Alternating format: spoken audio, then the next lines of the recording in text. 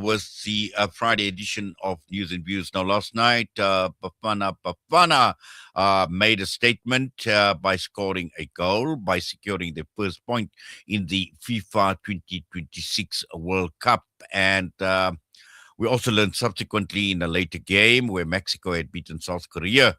The key question here is with Bafana Bafana drawing yesterday, have they kept their hopes alive? How much do we read into the draw last night against the Czech Republic? The joining us now is brother Ebrahim Choonara from Gunning to Old Trafford. Ebrahim, assalamu alaikum wa rahmatullahi wa barakatuh. Welcome. Wa alaikum salam wa rahmatullahi wa barakatuh. Inayat, great to be on the show.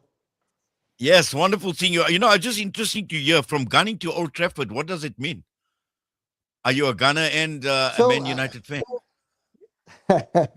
That's a great question. So yeah, it's a football fan channel that Buddy and I started. Sorry, Ibrahim, I think we've just lost you there. We've just there's been a break in sound. I'm not too sure what went wrong. I think Can you hear me, Inayat? I can hear you now. Please go ahead. Fantastic. So, Gunning to Old Trafford, it was a show created by a buddy of mine, Abdul Samad Qasim, known as Shady. He was on the show last week. We created a platform to talk about football, predominantly Manchester United and Arsenal, but also looking into football matters overall. You know, we created this platform for fans like ourselves to have a voice and give their opinions on football. So that's where the name Gunning to Old Trafford comes from. Let's get to what we want to talk about. Bafana Bafana. We've seen the goal scored in the first. In fact, I think this was the fastest goal in the 2026 FIFA World Cup. First 6 minutes conceding a goal. A wonderful comeback. I must say that second half was quite riveting as well. Just your thoughts on the game itself? I mean, Bafana Bafana again started the game really poorly against Czech Republic, conceding an early goal. But I think once the nerves settled, you saw them kind of getting back into the game, playing football the way we know them to play football. And the second half, they've really shown what we've come to know from Bafana Bafana. And at the end, I think the goal was deserved. We were the only team playing in the last couple of minutes. And, at the end, we could have won it. We had two really great opportunities to win it, get all 3 points. And, you asked the question at the beginning, does this give us a little bit of hope? I think definitely. The draw against Czech Republic with Mexico beating South Korea kind of throws the cats among the pigeon and potentially gives us a cracker against South Korea. And I think we've given ourselves a really great opportunity to go out and qualify for the next round, first time in our history. Well, we all knew that this group in particular, and I know we've got some of the massive, I'm talking of the firm favorites that are there to win the World Cup, the top 7 for want of a better term. But we knew that this group was going to be a very, very interesting group because I think to a large extent, most of the teams in this group, Ibrahim, are actually evenly matched. Agreed. I think, obviously, coming up against the host nation, with the backing of the fans in every stadium, it's always going to be a tough one. So coming up against Mexico in the opener, I think that provided Bafana with some nerves, which really showed during the game.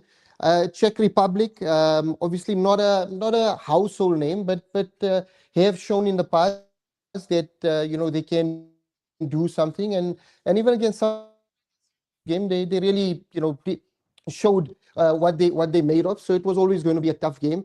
And South Korea, man, they're a team that everyone expects to go a little bit deep into the competition. So Bafana had the odds against them coming into this tournament. But we've bounced back from the first game against Mexico with this great draw against Czech Republic. And I think, now that South Korea lost to Mexico, I think they'll be a little bit nervy coming into the last fixture, giving us the opportunity to really take it. And like we say in football, the ball is rond, so anything can happen on the day. So I really feel Bafana Bafana has a strong opportunity to get something against South Korea and get us through to the next round. Well, what we've seen, Ibrahim, is obviously Bafana showed great fighting spirit, particularly in the second half. But also, it's about tactics as well. And just looking at the tactics that were adopted last night, I'm not too sure. I haven't watched South Korea play. In fact, I haven't seen any of the games as well. I'm sure you have as well. And coming up against South Korea, tactically as well, and in terms of fighting spirit, again, those are two absolutely critical factors that one needs to take into account. And I'm sure even South Korea is not going to be a pushover.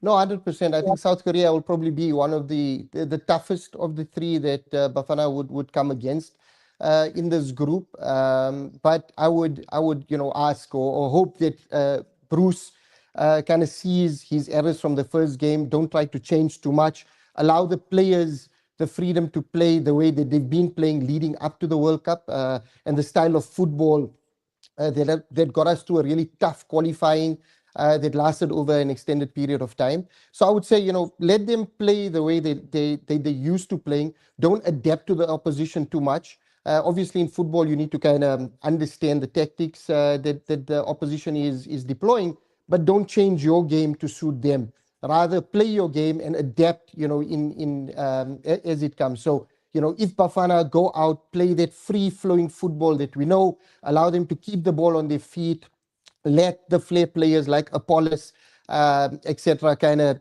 do what they need to do on the ball. I think we will see us at least competing against South Korea. But if we come into the game like we did against Mexico, nervous, sitting back and waiting for them to do things, then I think we will struggle. So hoping Bruce allows the players to play with that freedom that we know Bafana do, and I think that will give us the opportunity to at least get some points out of the game.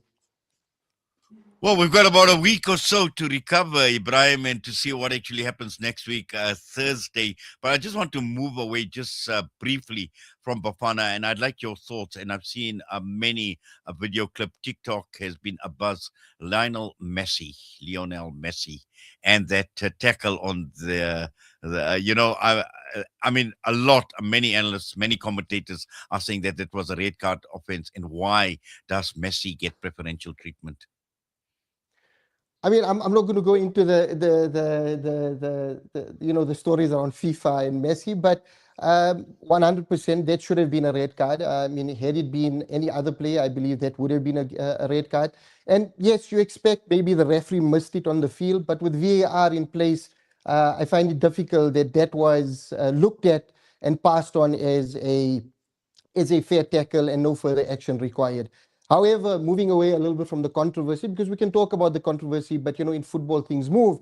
One thing is undoubtable that Lionel Messi proves that he is still one of the greatest players around there, coming off with a hat trick in the first game for Argentina and really setting Argentina up as one of the favorites again for this World Cup and to kind of beg themselves to defend their title, obviously coming in as the champions into this tournament. So, I mean, there'll always be controversy. Decisions sometimes go your way, sometimes don't. With Messi, we've seen a lot of controversial decisions. But I think, now that the game is over, we just move on and hope that FIFA kind of learn from their mistakes and kind of move on. Well, another big talking point is the form of Cristiano Ronaldo. Yeah, I think a lot is being made out of Cristiano Ronaldo, and I think he's being used as a scapegoat. I watched the game, and I believe, and honestly, Portugal didn't do themselves any favors. From defense through to midfield, not many chances created. And I think had it been a different striker instead of Cristiano Ronaldo, I don't think. In my opinion, I don't think that it would have made much of a difference because not many chances were created. So a lot is being made because it is Cristiano, and whenever his name is in the limelight, it sells and there's a lot of buzz around it. But I think he will bounce back, and I think we'll see Portugal go deep into the competition, and they're one of the favorites or at least one of the teams that I'm backing. But I think we shouldn't take away from DRC. What a fantastic performance! They set up really, really well. They played to their strengths, held back, made it difficult for Portugal. They were quick to close down the Portuguese players and not allowing them any time on the ball. So, rather than the controversy around Cristiano, I think it's how can Portugal kind of gel together as a team, integrate Cristiano Ronaldo, get him service and get him scoring, because that's what he's in the team for. Well, Ibrahim, just and finally, I think just after the first round of group fixtures behind us, I think the match that obviously caught my eye and that was most enjoyable was the England-Croatia match. And I think that is a match that actually stood out for me. I don't know which were, yeah, I know Germany obviously 7-1. We've seen Sweden obviously score a lot of goals. But I think in terms of pound for pound, in the match that stood out for me was England-Croatia. I don't know which one stood out for you, Ibrahim. Yeah, 100%. I think the England-Croatia game was a fantastic feast of football, and I think it announced the World Cup. And what I particularly liked about it, England are predominantly known for that boring style of football. But with Tuchel coming in, we've seen, that risk-taking and England really pushing forward. So, they went up a few times in the game. Croatia came back, and usually an England team would kind of fold. But this team got the belief, and they came out the second half really flying. And you saw the big names coming up. Harry Kane really stood up, missed the first penalty, but had the confidence to slot it away on the retake. Jude Bellingham, a lot of talk about him coming into the tournament, announced himself with a fantastic goal to kind of give them the lead back early in the second half. And, Marcus Rashford, a lot of noise around Marcus Rashford being sent back from Barcelona. Is he coming back to Manchester United or not? He kind of, quieted all of the noise and got onto the score sheet. So England are playing really exciting football. That game was a really fantastic game. And I think England have really laid down a marker for this World Cup to say that, you should count them amongst the favorites to win the tournament. Well, Ibrahim, let's see what develops. It's still going to be an interesting next few weeks as well. But for now, we thank you. Jazakallah for your time. Assalamu alaikum. Wa alaikum salam. Jazakallah. Great to be on the show, United. Ebrahim Choonara was us this morning, providing us with an update and against the draw against the Czech Republic, Bafana Bafana, over the moon at this point in time, but still some very interesting developments coming through over the next weeks. And let's see what happens when Bafana plays South Korea. The time is just gone 8:48, and we're going to go for a break. We come back, we'll be talking about building for your future, the Four Ways Masjid project.